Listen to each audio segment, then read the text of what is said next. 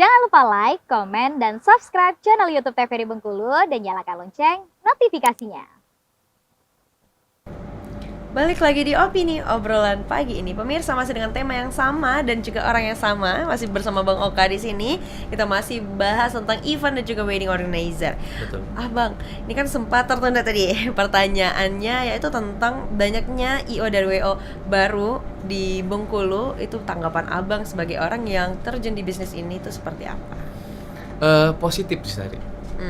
Karena setiap ada sesuatu hal yang muncul atau sesuatu hal yang baru ini, jadi kami pun yang terjun di dunia ini atau yang bergerak di bidang itu juga akan selalu mikir untuk membuat suatu hal yang baru. Oke. Jadi ide baru lahir Ide lagi. baru, betul. Dikarenakan gini, ketika pemainnya ada 2 dan ini akan terbaca masing-masing pemain. Ketika ada 10 pemain, ini pasti kita akan selalu berpikir untuk lebih kreatif, ya, untuk servis apa yang kita belum kita timbulkan, tapi kita akan lakukan pada saat orang lain belum melakukan itu. Itu tanggapan kami kalau untuk masalah itu sih. Oke, jadi harus ada yang pembeda, harus ada ide-ide baru dan servis seperti apa nih? Betul. Itu termasuk kuncinya. Betul. Oke. Nah, kalau di urus-urus sendiri, apa nih yang pembedanya dengan event organizer lain atau wedding organizer lain? Kalau secara Ada ciri khasnya nggak?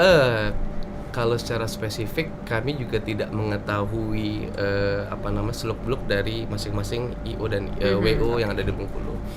Tapi yang kami pastikan ketika menggunakan jasa urus-urus.go ini untuk perihal service, ya kami juga tidak akan sama dengan WO yang ada di Bengkulu, event yang ada di Bengkulu.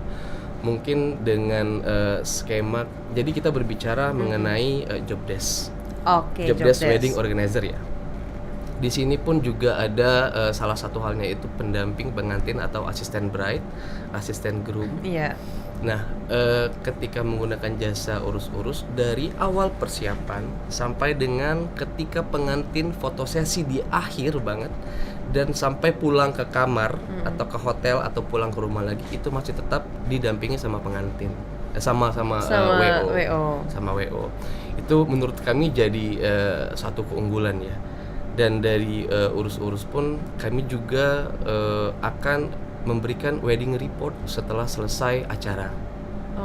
Wedding report. Jadi mengenai berapa total buku tamu pada saat acara tersebut, kemudian berapa total untuk papan bunga, kemudian berarti semuanya sisa piring. Semendetail itu diperhatikan gitu ya. Iya.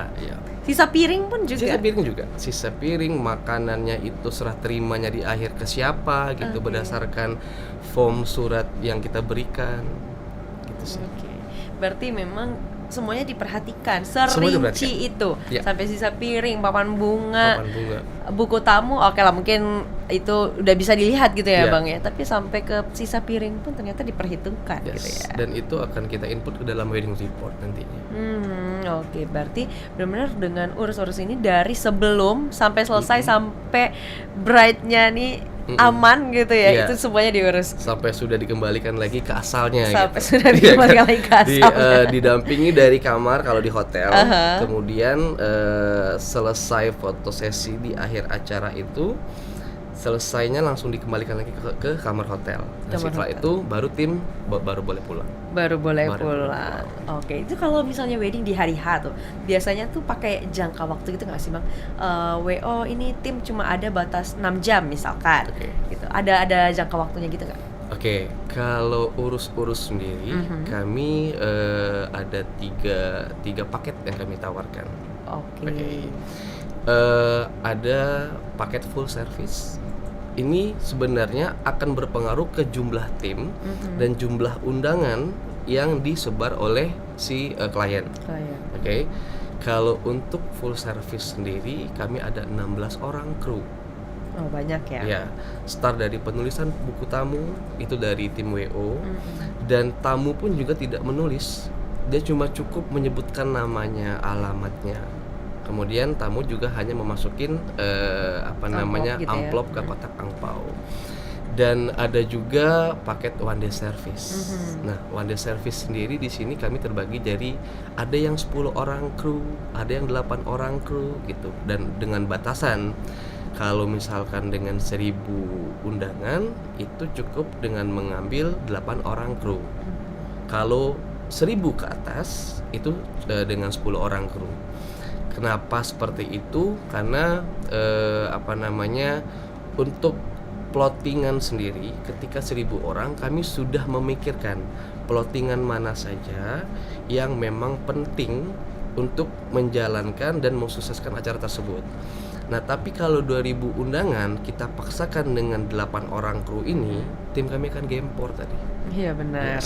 Setidaknya untuk 10 orang kru itu kami ada 2 stopper yang akan standby untuk menghadapi ribuan orang ini. Iya benar. Oke.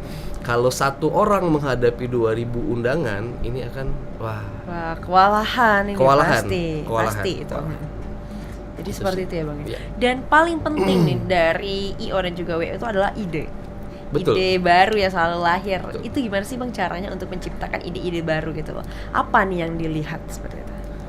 Kalau dalam dunia event, kami juga sempat menghadiri beberapa semacam sekolah event di Jakarta, kemudian ada semacam kayak grupnya gitu kan, dan itu adalah salah satu hal yang menjembatani kami supaya kami mendapatkan ide-ide baru, bertemu dengan orang-orang baru yang notabene bukan dari Bengkulu, semuanya mungkin dari Jakarta, dari Surabaya, bahkan dari Papua gitu. Nah, pada saat momen itulah kami bisa bertukar pikiran untuk menciptakan sesuatu hal yang baru dan yang lebih kreatif dari yang kita pernah jalankan sebelumnya. Jadi caranya seperti itu, memang terus belajar juga berarti artinya. Betul. Memang terus belajar, terus ngobrol-ngobrol dengan yang sevisi misi ya. Setiap obrolan itu akan ada ilmu yang kita dapat. Itu pasti. Dalam hal apapun. Benar. Kayak sekarang nih, aku lagi ngobrol sama Bang Oka dan juga pemirsa yang sedang menyaksikan juga dapat pengetahuan. Oh, ternyata seperti ini nih tentang IO dan juga WO. Berarti sampai jumlah piring dan lain-lain berarti diperhatiin sampai semendetail itu gitu-gitu berarti ya. Nah, sempat gak sih Bang ngerasa kayak kebingungan nih karena ide-idenya udah dikeluarkan semua nih, tapi masih merasa kayak kurang seperti itu. Pernah nggak merasakan kendala seperti itu? Kalau merasa kurang, menurut kami positif tadi. Karena kita jangan terlalu cepat puas dengan yang kita kerjakan. Kami pun juga ada beberapa divisi untuk bisa selalu memunculkan ide-ide kreatif. Dalam divisi dari wedding organizer pun kami juga mempertanggungjawabkan ada satu tim yang dia bertanggung jawab untuk konten, terus memunculkan ide-ide yang baru gitu. Ada juga tim yang selalu memikirkan untuk jenis produksian yang lagi tren di tahun 2024 dan lain-lain. Jadi maksudnya kami semua bekerja sama dalam hal penentuan konsep, memunculkan ide-ide kreatif yang baru gitu. Bukan hanya saya sendiri, dan itu juga berkat kerjasama tim dari urus-urus juga. Oh begitu, baiklah.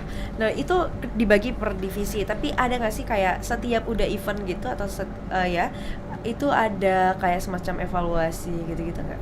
Rutin pasti, maksudnya? Pasti. Jadi gini, kami ini di urus-urus itu ada evaluasinya pada saat setelah acara berlangsung.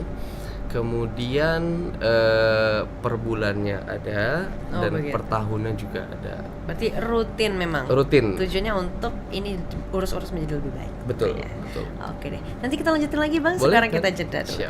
Untuk pemirsa jangan kemana-mana, tetaplah bersama kami di Opini Obrolan Pagi.